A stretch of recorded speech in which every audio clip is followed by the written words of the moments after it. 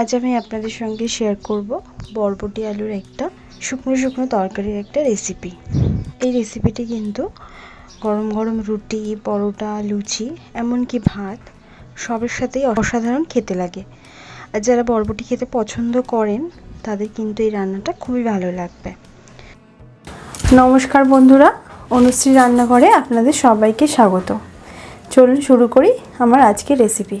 সবার প্রথমে gas on করে আমি এখানে অল্প জল নিয়েছি, জলটাকে ভালো করে গরম করে নিয়েছি। তারপর এখানে 500 গ্রাম বরবটিকে আমি একটু লম্বা লম্বা করে কেটে নিয়েছি। সেই বরবটিগুলোকে জলের মধ্যে দিয়ে দেব।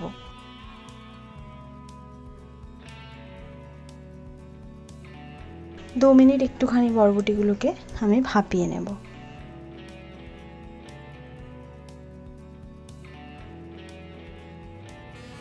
বরবটিগুলো একটু ভাপিয়ে নিয়েছি। এরপর আমি বরবটিগুলোকে জল ঝরিয়ে রেখে দেব। এরপর কড়াতে আমি দিয়ে দিচ্ছি পরিমাণ মতন সাদা তেল।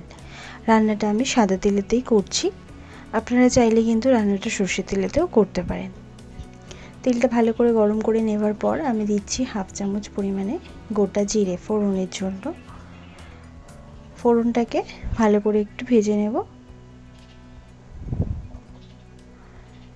এরপর আমি এখানে 2 থেকে 3টে রসুনকে চপিং করে নিয়েছি।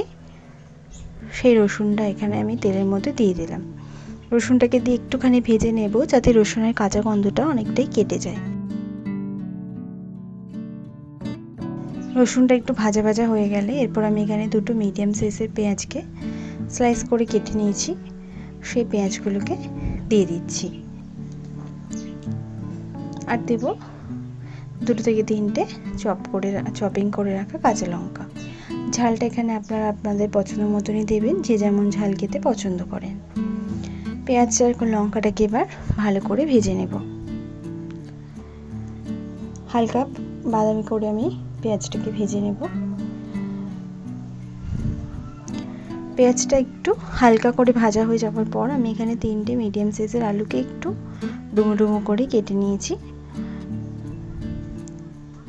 আলুগুলোকে দিয়ে দিলাম। খুব বেশি মোটা করে কাটিনি আমি, এখানে একটু মিডিয়াম করে একটু ডুমো ডুমো করে কেটেছি। এরপর আমি আলুগুলোকেও পেঁয়াজের সঙ্গে একটু ভেজে নেব। এতে করে পেঁয়াজটা আর একটু ভাজা হয়ে যাবে আর আলুটাও ভাজা হয়ে যাবে। আলুটা একটু ভালো করে ভাজা হয়ে গেছে। এই পর্যায়ে আমি এখানে দিয়ে দিচ্ছি হাফ চামচ পরিমাণে হলুদ গুঁড়ো, দিচ্ছি 1 চামচ পরিমাণে ধনের গুঁড়ো, দিচ্ছি 1 চামচ পরিমাণে জিরের গুঁড়ো, আর দেব হাফ চামচ পরিমাণে কাশ্মীরি লঙ্কার গুঁড়ো। সব উপকরণকে ভালো করে আমি একটু কষিয়ে নেব।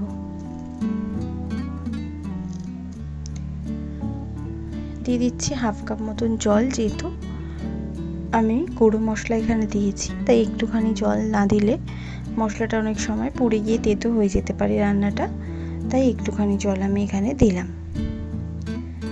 জলটাকে দিয়ে ভালো করে আমি সব মশলাগুলোর সঙ্গে কষিয়ে নিচ্ছি।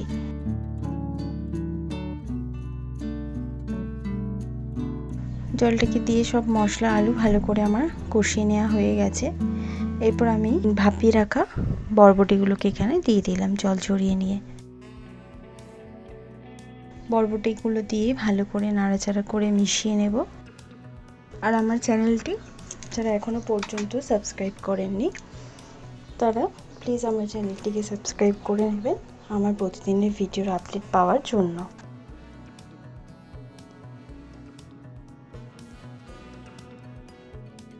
ভালো করে বরবটিটাকে দিয়েও একটুখানি কষিয়ে নেবার পর আমি এখানে দিয়ে দিচ্ছি স্বাদ মতো নুন, আর দিচ্ছি হাফ চামচ পরিমাণে চিনি। চিনি যারা না খেতে চান রান্নায় তারা চিনিটা কিন্তু এখানে স্কিপ করবেন। আমি দিচ্ছি একটা মিডিয়াম সাইজের টমেটোকে চপ করে রেখেছিলাম, সেই টমেটোটা এখানে দিয়ে দিলাম। একটুখানি চিনি আমি দিয়েছি রান্নার টেস্টটাকে ব্যালেন্স করার জন্য। সব উপকরণ আবারও ভালো করে কষিয়ে নেব। এই রান্নায় কিন্তু খুব বেশি জল আমি ব্যবহার করছি না, যা গুঁড়ো মশলা দেওয়ার পর একটুখানি জল দিয়েছিলাম ওই জলেতেই পুরো রান্নাটা হবে, আর বরবটি থেকেও একটু জল বেরোবে। তারপর ঢাকা দিয়ে 2 মিনিটের জন্য গ্যাসের ফ্লেম লো করে আমি আলু আর বরবটিগুলোকে ভালো করে একটু সেদ্ধ হতে দেব। 2 মিনিট পর আবার ঢাকাটা সরিয়ে নিলাম। 2 মিনিট পর ঢাকাটা সরিয়ে নিয়ে ভালো করে একটু নাড়াচাড়া করে নেব।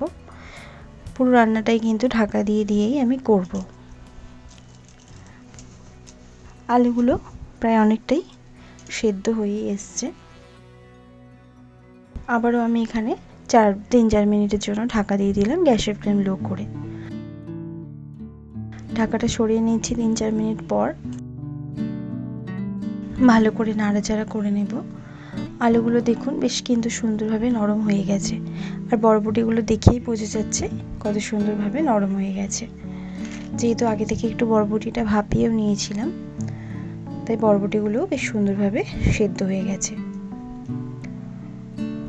ভালো করে নাড়াচাড়া করে নিলাম। সব শেষে দিয়ে দেবো 1/2 চামচ পরিমাণে গোলমরিচের গুঁড়ো। গোলমরিচের গুঁড়োটা দিয়ে ভালো করে একটু মিক্সড করে নেব। এই রান্নায় শেষে একটুখানি গোলমরিচের গুঁড়ো দিয়ে দেখবেন টেস্টটা এত সুন্দর হয় যে বলার নয়। একবার টেস্ট না করলে বুঝতে পারবেন না। এবার গ্যাসের ফ্লেম বন্ধ করে আমি 2-3 মিনিট স্ট্যান্ডিং টাইমে রেখে আর গরম গরম সার্ভ করে নিচ্ছি।